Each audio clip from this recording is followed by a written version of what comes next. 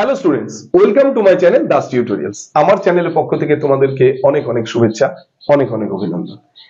আজকে আমরা আলোচনা করব West Bengal board of secondary এডুকেশনের ক্লাস 9 এর যে প্রথম গল্পটি রয়েছে ইংরেজি বিষয়ে, সেই গল্পটি সম্পর্কে। Tales of Bhola grandpa, Manoj দাসের লেখা টেলস অফ ভোলা গ্র্যান্ডপা। এই গল্পটা অত্যন্ত সুন্দর, পড়তেও তোমাদের খুব ভালো লাগবে এবং পুরোটাই হাস্যরসে পরিপূর্ণ।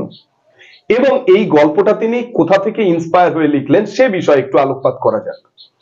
আমরা গল্পটার মধ্যে যে চরিত্রটা পাচ্ছি, ভোলা দাদুর একটা চরিত্র, যেখানে আমরা বলছি ভোলা গ্র্যান্ডপা। এই চরিত্রটাকে তিনি তার ছোটবেলায় তিনি লক্ষ্য করেছিলেন, এক্সপিরিয়েন্স করেছিলেন, এবং তাই সেই মেমোরি থেকেই এই গল্পটা তিনি কিন্তু রচনা করেছেন। তার যে ভুলে যাওয়ার যে স্বভাব এবং ভুলে যাওয়ার জন্য কত বড় ধরনের ঘটনা ঘটতে পারে আমাদের এই গল্পটা, সেটা নিয়েই আলোচনা করেছে। তাই গল্পটা তোমরা আমার সাথে সাথে বই থেকেই আমি লাইন বাই লাইন বলবো, তোমরা শুনবে খুব ভালো লাগবে। তবে তার আগে যিনি লেখক তার সম্পর্কে আমাদের দু চারটে কথা একটু জেনে নেওয়া প্রয়োজন। 1934 খ্রিস্টাব্দের 27শে ফেব্রুয়ারি, দেখো আমি এখানে লিখে দিয়েছি 27শে ফেব্রুয়ারি তিনি কিন্তু জন্মগ্রহণ করেন। 27শে এপ্রিল 2021 সালে তিনি কিন্তু মারা যান। এবং তিনি যে সাহিত্য রচনা করেছিলেন সেখানে কিন্তু তিনি দুটো ল্যাঙ্গুয়েজেই সাহিত্য রচনা করেছেন, এক হচ্ছে ওড়িয়া, দুই হচ্ছে ইংলিশ।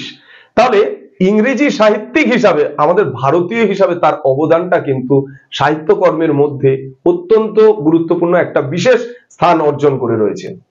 তিনি পদ্মশ্রী পুরস্কার, পদ্মভূষণ পুরস্কার, সাহিত্য একাডেমি পুরস্কার, সরস্বতী সম্মান, এমনকি ফেলোশিপ পর্যন্ত তিনি পেয়েছিলেন। তাই আমাদের পশ্চিমবঙ্গের বাসিন্দা না হলেও ভারতীয় হিসেবে আমাদের কাছে মনোজ দাস কিন্তু অত্যন্ত গুরুত্বপূর্ণ। ঠিক আছে, এছাড়া তার বিশেষ কিছু কীর্তি তিনি যেগুলো লিখেছিলেন সেগুলো নিয়ে তোমাদের সামনে একটু আলোচনা করছি। যেমন cyclones, myths, legends, a tiger at twilight, mystery of the missing cap, concepts and literacy antiquities of India. Concepts মানে হচ্ছে ধারণা, ভারতীয় যে পুরাকালের রীতিনীতি বা ঘটনাবলীগুলো ছিল সেগুলো নিয়েও কিন্তু তিনি রচনা করেছেন। এবার আসবো এই মনোজ দাস কি কি বিষয়ের উপরে কাজ করেছেন, অর্থাৎ তার যে অকুপেশন সেটার উপরে কি কি তিনি রাইটার হিসাবে কাজ করেছেন, লেখক হিসাবে কাজ করেছেন, কলামিস্ট অর্থাৎ সংবাদপত্রে যে কলমগুলো থাকে সেই কলমেও তিনি কাজ করেছেন। তারপরে কি করেছেন, এডিটর, সংবাদপত্র বা বিভিন্ন পত্রপত্রিকার যে প্রকাশক থাকে সেই প্রকাশক হিসাবেও তিনি কিন্তু কাজ করেছেন। প্রফেসর হিসাবেও কাজ করেছেন। আর কি, এবার তার রচনাগুলো কি জাতীয় রচনা ছিল, ঠিক আছে, জেনার অর কাইন্ড অফ রাইটিং, তার লেখার ধরনগুলো কেমন ছিল। একটা ছিল ফিকশন, কল্পবিজ্ঞানের উপর, অর্থাৎ বৈজ্ঞানিক যে আবিষ্কার যেগুলো এখনো আবিষ্কৃত হয়নি কিন্তু কল্পনায় সেগুলো স্থান পেয়ে গেছে, এমন কিছু ইন্টারেস্টিং বা খুব সুন্দর কিছু গল্প যেগুলোকে আমরা ফিকশনের মধ্যে ফেলি।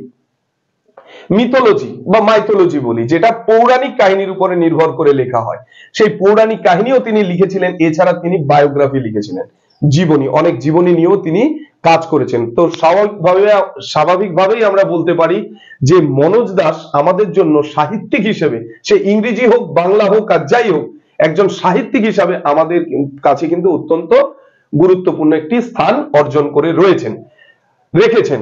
সুতরাং আমরা তার এই যে গল্পটা অবশ্যই অত্যন্ত আগ্রহের সঙ্গে পড়বো। তো চলো আমরা বই থেকে লাইন বাই লাইন গল্পটা পড়ে নিই। Bhola grandpa and his wife, Bhola দাদু এবং তার স্ত্রী, লিভড মানে থাকতেন, at the western end of our village. Western end মানে পশ্চিম দিকের একেবারে শেষ প্রান্তে, অফ আওয়ার ভিলেজ অর্থাৎ আমাদের গ্রামের। কে বলছেন? লেখক মনোজ দাস বলছেন। এ লার্জ বোকাল ট্রি, একটা বড় বকুল গাছ, ওভারশ্যাডোড একেবারে উপরটাকে ঢেকে ফেলেছিল, দেয়ার হার্ট তাদের কুঁড়ে ঘরের, অর্থাৎ তাদের কুঁড়ে ঘরের উপরটা একটা বড় বকুল গাছে পুরোটাই ঢেকে দিয়েছিল, অর্থাৎ ছায়াচ্ছন্ন করে রেখেছিল। ইন দা বোকাল ট্রি অর্থাৎ ওই বকুল গাছটার মধ্যে, লিভড মানে থাকতো বা বসবাস করতো, এ স্মল ট্রুপ একটা ছোট্ট দল, অফ মাঙ্কিজ অর্থাৎ হনুমানের অথবা বাদরের। ভোলা grandpa and his wife, Bhola দাদু এবং তার স্ত্রী, ডিড নট মাইন্ড ইট, এটাতে কিছুই মনে করতেন না। ওয়ান মুনলিট নাইট, একদিন চাঁদের আলো থাকা অবস্থা অর্থাৎ চন্দ্রালোকিত রাতে, we are returning from a festival, আমরা ফিরছিলাম কোথা থেকে, না ফ্রম মানে হচ্ছে থেকে, এ ফেস্টিভ্যাল একটা উৎসব বা একটা মেলা। দ্য রোড ওয়াজ লং, রাস্তাটা ছিল অত্যন্ত দীর্ঘ বা সুদীর্ঘ পথ, এন্ড ফগি অর্থাৎ কুয়াশাচ্ছন্ন।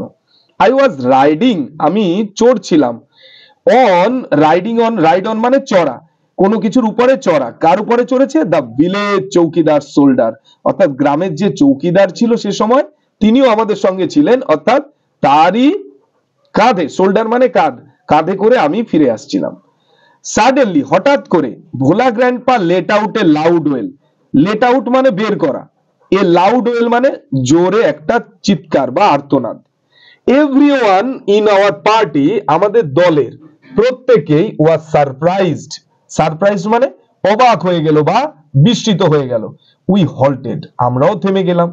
এনকোয়ারি রিভিলড, অর্থাৎ এনকোয়ারি করে জানা গেল, রিভিল মানে প্রকাশ, এনকোয়ারিতে রিভিলড হলো, তার মানে কি, এনকোয়ারি করে দেখা গেল এবং জানা গেল দ্যাট যে Bhola grandpa had taken his grandson, Bhola grandpa নিয়ে গেছিল কাকে, তার গ্র্যান্ডসন অর্থাৎ নাতি, কোথায় নিয়ে গেছিল, টু দ্য ফেস্টিভ্যাল, মেলায়। He had tightly held on, সে খুব শক্ত করে ধরে রেখেছিল, টু দ্য টু ফিঙ্গার্স, দুটো আঙুল, অফ দ্য বয়, ওই ছেলেটির। হি ডিড নট রিয়ালাইজ, সে বুঝতেই পারেনি, হোয়েন কখন, দোজ ফিঙ্গার্স, ওই আঙুলগুলো, স্লিপড আউট, পিছলে বেরিয়ে গেছে। ভোলা গ্র্যান্ডপা অর্থাৎ ভোলা দাদু was continuing as before, continuing মানে চালিয়ে যাওয়া, অর্থাৎ ভোলা দাদু যেভাবে চলে আসছিল একই রকম ভাবে সে তার পথ ধরে চলে আসছিল। দেন তারপরে সামওয়ান আস্কড ভোলা গ্র্যান্ডপা, কেউ একজন, সামওয়ান মানে কোন একজন, আস্কড মানে জিজ্ঞাসা করলো ভোলা দাদুকে, what he was gripping, what he was gripping মানে সে কি ধরে আছে, অর্থাৎ আমরা কোনো কিছু যখন ধরে রাখি এইরকম শক্ত করে ধরে রাখার চেষ্টা করি, সে যখন আসছিল তার হাতে কিছু ছিল না অথচ সে কিছু একটা যেন ধরে রেখেছে এরকম মনে হচ্ছিল, তাই ওইটা দেখেই কেউ একজন জিজ্ঞাসা করলো যে সে কি ধরে রেখেছে। হি রিমেম্বার্ড, তার মনে পড়ে গেল, হিজ গ্র্যান্ডসন, তার গ্র্যান্ডসনের কথা অর্থাৎ নাতির কথা, and let out a loud wail, এবং তৎক্ষণাৎ সেই মুহূর্তে লেট আউট মানে বের করলো, কি বের করলো, একটা লাউড ওয়েল মানে একটা বিরাট চিৎকার বা উচ্চস্বরের চিৎকার। মাই ফাদার চুজ, আমার বাবা তারপরে কি করলো, চুজের পাস্ট টেন্স হচ্ছে চোজ, চুজ মানে কি পছন্দ করা, মানে চয়েস করে দিলেন আর কি, টু শার্প আইড মানে তীক্ষ্ণ দৃষ্টি সম্পন্ন মেন মানুষকে, ফ্রম আওয়ার পার্টি আমাদের ওই দল থেকে, টু গো মানে যাওয়ার জন্য, গো ব্যাক মানে ফিরে যাওয়ার জন্য, with Bhola grandpa two the festival সেই উৎসবে বা সেই মেলায় আবার ফিরে যাওয়ার জন্য। এখানে একটা প্রশ্ন আছে, ওই দল থেকে দুজন শার্প আইড ম্যানকে কেন দিয়েছিল, অর্থাৎ ভালো দৃষ্টি সম্পন্ন বা ভালো দেখতে পারে এমন মানুষ, কারণ মেলার মাঠে প্রচন্ড ভিড় থাকে, তো সেই ভিড়ের মধ্যে একটা বাচ্চাকে খুঁজে পাওয়া অত্যন্ত কষ্টসাধ্য ব্যাপার, এই জন্য দুজনের ভালো চোখ আছে যারা খুঁজে বের করতে পারবে, এই রকম দুজন মানুষকে পাঠানো হলো। The grandson was found before long, before মানে পূর্বে, লং মানে অনেক সময়, অর্থাৎ দীর্ঘ সময় না নিয়েই গ্র্যান্ডসনকে অর্থাৎ নাতিকে খুঁজে পাওয়া গেল। He had taken A cosy, he had taken মানে সে নিয়েছিল, এ কোজি শেল্টার, কোজি মানে আরামদায়ক, শেল্টার মানে আশ্রয়, আন্ডার এ কাউজ ভ্যালি একটা গরুর পেটের নিচে।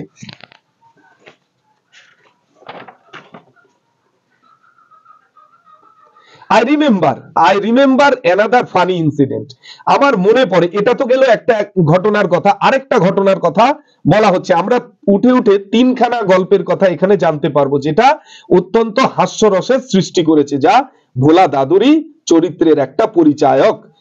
আই রিমেম্বার আমার মনে পড়ে, অ্যানাদার ফানি ইনসিডেন্ট আরেকখানা মজাদার ঘটনা, ইনসিডেন্ট মানে ঘটনা, ফানি মানে মজাদার, অ্যাবাউট সম্পর্কে, ভোলা গ্র্যান্ডপা অর্থাৎ ভোলা দাদু সম্পর্কে, রিলেটেড বাই মাই ফাদার যে কিনা আমার বাবার সঙ্গে সম্পর্কিত, অর্থাৎ এমন একটা ঘটনা যেখানে কিনা আমার বাবাও ইনভলভ ছিলেন। It had been A rainy afternoon, এটা এমন একটা দিন ছিল যখন প্রচন্ড বৃষ্টি হচ্ছিল বিকাল বেলা আর কি, অর্থাৎ এক বৃষ্টি স্নাত বিকাল। ভোলা গ্র্যান্ডপা ওয়াইল্ড উইথ এক্সাইটমেন্ট অত্যন্ত উত্তেজিত হয়ে, told my father, আমার বাবাকে বললেন, and এবং his friends, তার বন্ধুদেরকে, that যে he had seen a gang of pirates. Gang মানে হচ্ছে এটা কালেকটিভ নাউন, অনেকজনকে একসাথে দেখা। কিসের দল? অফ পাইরেটস, পাইরেট মানে জলদস্যু। they were burying a large, burying মানে কি? বারিং মানে হচ্ছে কোনো কিছুকে কবর দেওয়া বা মাটির নিচে রাখা। এ লার্জ বক্স, একটা বিরাট বাক্সকে, আন্ডার নিচে, one of the sand dunes, sand dunes মানে বালিয়াড়ি, যেখানে বালি দ্বারা পরিপূর্ণ বা বালির ঢিবি আর কি, অন দ্য সিশোর অর্থাৎ সমুদ্রের ধারে বা সমুদ্র সৈকতে, বাই আওয়ার ভিলেজ আমাদের গ্রামের পাশে। তাহলে কি দেখা গেল না, আমাদের গ্রামের পাশে সমুদ্রের ধারে বালির ঢিবির নিচে একটা বাক্স করে, সেখানে একটা বড় বাক্স, একটা গর্ত করে সেখানে একটা বড় বাক্সকে কিছু জলদস্যুরা লুকিয়ে রাখছে। অ্যাট ওয়ান্স, মুহূর্তের মধ্যে, ফাদার অ্যান্ড হিজ ফ্রেন্ডস, বাবা এবং তার বন্ধুরা, স্টার্টেড শুরু করে দিল, লুকিং ফর মানে খুঁজতে, দ্য হিডেন ট্রেজার অর্থাৎ সেই লুকোনো সম্পত্তিটা। ইভিনিং পাসড অন অর্থাৎ সন্ধ্যা অতিক্রম হয়ে গেল, টু নাইট অর্থাৎ সন্ধ্যা অতিক্রম হয়ে কোথায় গেল? রাত্রি হয়ে গেল। মুনলিট কেম অর্থাৎ চাঁদের আলো চলে আসলো। ইন থ্রু দ্য ক্লাউডস অর্থাৎ মেঘের ফাঁক দিয়ে, থ্রু মানে মধ্য দিয়ে, দ্য ক্লাউডস অর্থাৎ মেঘের ফাঁক দিয়ে। এ প্যাক অফ জ্যাকেলস, একদল জ্যাকেল মানে শিয়াল, ওয়াজ হাউলিং অর্থাৎ হাউল করা মানে কি? তাদের ডাক ছাড়ছিল আর কি। ইট ওয়াজ পাস্ট মিডনাইট, এরপরে কি হলো? পাস্ট হয়ে গেল মানে অতিক্রম হয়ে গেল, মিডনাইট অর্থাৎ মধ্যরাত্রিও পার হয়ে গেল। At this point of time, এইরকম একটা মুহূর্তে বা এইরকম একটা সময়, ভোলা গ্র্যান্ডপা কনফেসড, ভোলা গ্র্যান্ডপা বা ভোলা দাদু কনফেসড মানে স্বীকার করলেন, দ্যাট যে দেয়ার ওয়াজ নো রিয়েল ট্রেজার অর্থাৎ কোন সত্যিকারের, রিয়েল মানে হচ্ছে প্রকৃত বা সত্যিকারের, ট্রেজার মানে সম্পত্তি বা সম্পদ নেই। ইট ওয়াজ অল এ ড্রিম, এটা পুরোটাই ছিল একটা স্বপ্ন, হুইচ যেটা, he had during his mid day nap, nap মানে কি? তন্দ্রা বা ঘুম, অর্থাৎ মধ্যাহ্নে সে যে ঘুমিয়ে পড়েছিল সেই অবস্থায় এই স্বপ্নটা সে দেখতে পেয়েছিল। এটা তারই একটা ঘটনা। স্বভাবতই এটা আমাদের কাছে একটা হাস্যকর ব্যাপার, একটা সাধারণ ঘটনা, তার একটা স্বপ্নের ঘটনা। সেই স্বপ্নের ঘটনায় সবাই ব্যতিব্যস্ত হয়ে সেই বড় বাক্সটাকে খুঁজলো, কিন্তু কেউ পেল না। পরে দেখা গেল এটা স্বপ্নে দেখা একখানা ঘটনা। ওয়ান্স, এক সময়, Bhola grandpa had a great adventure in the Sundarbans, সুন্দরবনে তার আবার একটা অ্যাডভেঞ্চার রয়েছে। অ্যাডভেঞ্চার ব্যাপারটা কি? যখন আমরা অজানা অচেনা কোনো একটা জায়গায় চলে যাব, সেই জায়গার অপরিচিত পরিবেশের মধ্যে যে ধরনের ঘটনাগুলো ঘটবে সেগুলো আমাদের কাছে একটা রোমাঞ্চকর পরিস্থিতির সৃষ্টি করবে, সেগুলোকে আমরা অ্যাডভেঞ্চার বলে থাকি। তাহলে ভোলা দাদুরও সুন্দরবনে এরকমই একটা অ্যাডভেঞ্চারের ঘটনা রয়েছে। ইন দোজ ডেজ, ওই দিনগুলোতে বা ওই সময়কার দিনে, royal Bengal tigers freely roamed, royal Bengal tiger মুক্তভাবে, রোমড মানে কি? ঘুরে বেড়াতো, দ্য ডেন্স জঙ্গলস অর্থাৎ গভীর জঙ্গলে, অফ দ্য সুন্দরবন, সুন্দরবনে। People took care to move about only in groups, দেখো পিপল টুক কেয়ার মানে এখানে যত্ন সহকারে, টু মুভ ঘুরে বেড়াতো, অ্যাবাউট অনলি ইন গ্রুপস কেবলমাত্র দলে দলে। পার্টিকুলারলি আফটার সানডাউন, পার্টিকুলারলি বিশেষ করে, আফটার মানে পরে, সানডাউন মানে সূর্যের ডুবে যাওয়ার পরে। ওয়ান ইভিনিং, একদিন সন্ধ্যায়, Bhola grandpa was returning, Bhola grandpa ফিরছিল, ফ্রম দ্য উইকলি মার্কেট, সাপ্তাহিক বাজার থেকে, অর্থাৎ বাজারে একদিন হাট বসে, সেই হাট থেকে ফিরছিল আর কি। সাডেনলি হঠাৎ, এট এ ডিস্টেন্স একটা নির্দিষ্ট দূরত্বে, of about 5 years behind him 5 গজ দূরে, তার পিছনে, বিহাইন্ড মানে পিছনে, 1 গজ মানে কত? 1 গজ মানে 3 ফুট, 5 ইয়ার্স মানে তাহলে 3 5 15 foot. He heard a growl, সে একটা হালুম শব্দ শুনতে পেল, কার? Of a royal Bengal tiger, একটা রয়্যাল বেঙ্গল টাইগারের। ভোলা গ্র্যান্ডপা টার্ন, ভোলা দাদু ঘুরলেন, এন্ড ফাউন্ড এবং দেখলেন, এ ব্রাইট গেজ, একটা উজ্জ্বল, গেজ মানে স্থির দৃষ্টি, অফ এ টাইগার, একটা বাঘের, অন হিজ ফেস, তার মুখের দিকে তাকিয়ে আছে। Bhola grandpa instantly, Bhola grandpa দাদু ইনস্ট্যান্টলি মানে তৎক্ষণাৎ, ক্লাইম্ব আপ অর্থাৎ চড়ে বসলো, a nearby banyan tree, একটা কাছাকাছি বট গাছের মধ্যে। The tiger roared and circle. টাইগারটা কি করতে থাকলো? রোড মানে হচ্ছে গর্জন করতে থাকলো, অ্যান্ড সার্কেলড মানে ঘিরে, মানে গোল করে ঘুরতে থাকলো দ্য ট্রি, ওই গাছটিকে, অ্যাবাউট 100 টাইমস, না হলেও প্রায় 100 বার। দেন ইট সেটেল ডাউন, তারপরে সে একটা জায়গায় বসে পড়লো, স্থির হয়ে গেল আর কি, আন্ডার এ বুশ, একটা ঝোপের নিচে, without taking it's eyes of, মানে তার চোখের নিষ্পলক দৃষ্টিতে, মানে চোখের পলক না ফেলে, হিম, তার দিকে, অর্থাৎ সে ক্রমাগত তার দিকে বাঘটা তাকিয়েই রইল। উইথ নাইটফল, রাত্রি হয়ে গেল, the forest grew dark and silent, বনটা কেমন হয়ে গেল? ডার্ক মানে অন্ধকার, রাত্রি হয়ে গেলে তো স্বাভাবিকভাবে অন্ধকার হবে, অ্যান্ড সাইলেন্ট, এবং পশু পাখিরা তাদের নিজস্ব ডেরায় চলে যাবে। Bhola grandpa could hear the tiger beating its tail, Bhola grandpa কি শুনতে পাচ্ছে? হিয়ার মানে শুনতে পাওয়া, দ্য টাইগার বিটিং, টাইগার মারছিল, ওই বাঘটা মারছিল, ইটস টেইল মানে এর লেজ দিয়ে, অন দ্য ডার্টি লিভস, ওই শুকনো পাতাগুলোর উপর, অর্থাৎ সে যেখানে শুয়েছিল সেখানে আশেপাশে যে শুকনো পাতাগুলো ছিল তার উপরে লেজ দিয়ে নাড়াচ্ছিল বা মারছিল। আওয়ার্স পাস্ট, ঘন্টার পর ঘন্টা কেটে গেল। ডন ব্রোক, অর্থাৎ সকাল হলো। উইথ, ডন বলতে এটাকে প্রত্যুষ বলা হয়, অর্থাৎ অন্ধকার ভেঙে গিয়ে দিন আসলো। উইথ দ্য কুইং অফ ডাভস, কিসের সঙ্গে? ডাভ অর্থাৎ ঘুঘু পাখির ডাকের সাথে। ভোলা গ্র্যান্ডপা কেম ডাউন, ভোলা গ্র্যান্ডপা অর্থাৎ ভোলা দাদু নেমে এলেন। দেয়ার ওয়াজ এ গ্রুপ অফ মেন, সেখানে একটা মানুষের দল ছিল। অন এ মাউন্ট, মাউন্ট মানে একটা উঁচু জায়গা, এ লিটল অ্যাওয়ে, একটু দূরে। Bhola grandpa climbed the mount, Bhola grandpa এসে ওই উঁচু জায়গাটায় উঠলেন, and requested the first man, এবং প্রথম ব্যক্তি যাকে তিনি দেখলেন, হি স, যাকে দেখলেন, হ্যাঁ, তাকে রিকোয়েস্ট করলেন, অনুরোধ করলেন, for some water to drink, একটু জল পান করবেন বলে একটু জল চাইলেন।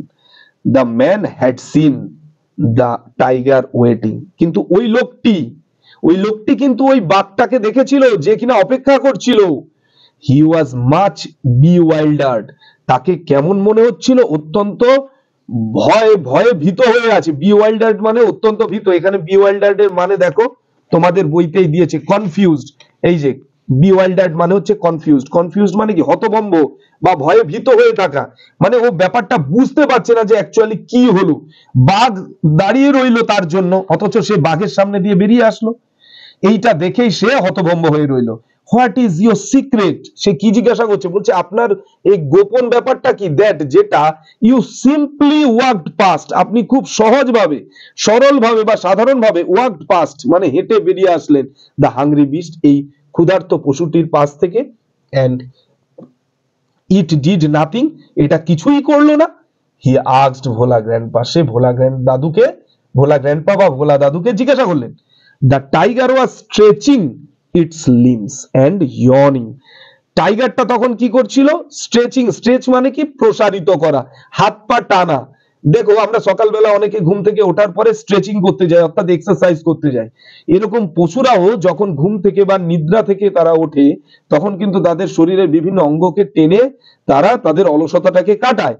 ইটস লিমস মানে অঙ্গ প্রত্যঙ্গ, এন্ড ইয়নিং, ইয়নিং মানে হাই তোলা। দেন তারপরে ভোলা গ্র্যান্ডপা রিমেম্বার্ড, মনে পড়ে গেল, তৎক্ষণাৎই ভোলা দাদুর মনে পড়লো সেই বাঘটার কথা, the tiger, and looked at it, এবং এর দিকে তাকালো। ভুলেই গেছিল কিন্তু।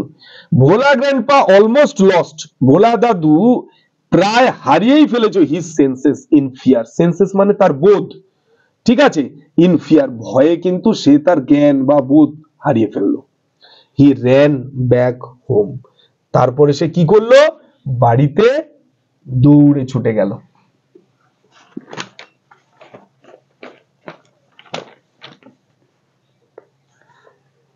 Half century letter, half a century letter, অর্থাৎ অর্ধ শতাব্দী পরে, অর্থাৎ প্রায় 50 বছর পরে, ভোলা গ্র্যান্ডপা লেফট, ভোলা দাদু আমাদেরকে ছেড়ে চলে গেলেন। লেফট আস মানে আমাদেরকে ছেড়ে চলে যাওয়া, ফর এভার মানে চিরকালের জন্য। ওয়ান মর্নিং, একদিন সকালবেলা, এট দ্য এজ অফ 95, অর্থাৎ 95 বছর বয়সে এক সকালবেলা তিনি আমাদেরকে ছেড়ে চলে গেলেন। His 80 years old wife lamented much, তার 80 বছর বয়স্কা স্ত্রী ল্যামেন্ট মানে হচ্ছে বিলাপ করা বা কান্না করা আর কি, প্রচন্ড কাঁদলেন। she said with a sigh, তিনি বললেন উইথ এ সাই মানে একটা দীর্ঘ নিঃশ্বাসের সঙ্গে, দ্য ওল্ড ম্যান, বৃদ্ধ মানুষটি, মাস্ট হ্যাভ, অবশ্যই হবে, ফরগটেন মানে ভুলে গেছে, টু ব্রিথ মানে শ্বাস নিতে। অর্থাৎ এত ভোলা মনের মানুষ ছিল যে সে হয়তো শ্বাস নিতেই ভুলে গেছে। তো গল্পটা তোমাদের কেমন লাগলো তোমরা অবশ্যই আমাকে একটা কমেন্ট করে জানিও। যদি তোমাদের সত্যি ভালো লাগে তাহলে একটা লাইক দিও এবং আমার চ্যানেলটাকে তোমরা সাবস্ক্রাইব করে নিও, যাতে পরবর্তী ভিডিওগুলো সবার আগে তোমরা পেয়ে যাও। আমি এক এক করে ভিডিওগুলো তোমাদের উদ্দেশ্যে ছাড়বো। তোমরা যদি ভালো করে সেই ভিডিওগুলো দেখো তাহলে কোনো নোট বই কিন্তু তোমাদের সত্যিকারেই প্রয়োজন হবে না, তোমরা পুরোপুরি ইংরেজিতে তৈরি হয়ে যাবে। কেমন? ঠিক আছে, আজ এ পর্যন্ত, দেখা হচ্ছে পরের ভিডিওতে।